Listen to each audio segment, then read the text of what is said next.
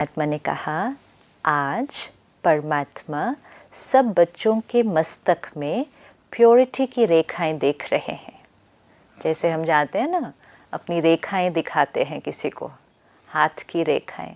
तो परमात्मा ने कहा, परमात्मा आप बच्चों के मस्तक में प्योरिटी की रेखाएं देख रहे हैं, क्योंकि आत्मा की ओरिजिनल क्वालिटी प्योरिटी है।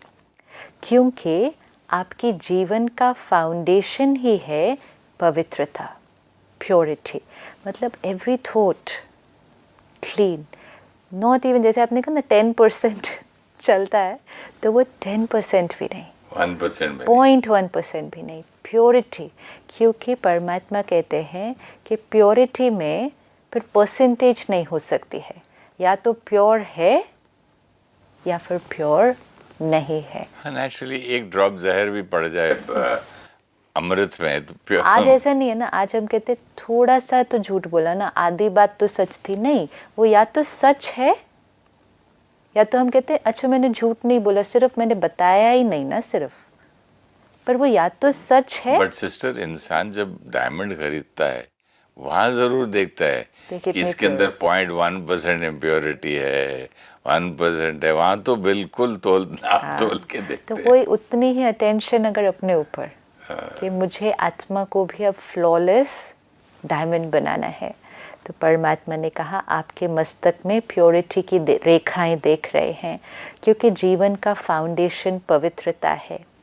पवित्रता सुख, शांति, प्रेम, आनंद की जननी है। पवित्रता सुख, शांति, आनंद, प्रेम की जननी है। मतलब जब तक पवित्रता नहीं थॉट्स में, तब तक सुख, शांति, प्रेम, आनंद हो नहीं सकता। सही बात है, पात्र साफ ही नहीं हो तो क्या करेंगे। तो पवित्रता सुख, शांति, प्रेम, आनंद को जन्म देगी, वो उसकी जननी है। तो आज क्योंकि प्योरिटी में मिक्सचरिटी आई, तभी तो सुख के बदले दुख आया, शांति के बदले अशांति आई, प्रेम में भी मिक्सचरिटी आ गई, देने के बजाय लेना आ गया, और आनंद की अनुभूति तो हमने बहुत समय से की। बता दिया है मुरली में, सोर्स है, सीधी बात, सोर्स बता दिए, मेन सार कि यहाँ से है, यहाँ से प्योरिटी जननी कर रखो तो उसका जन्म किस चीज को देगा। बिल्कुल।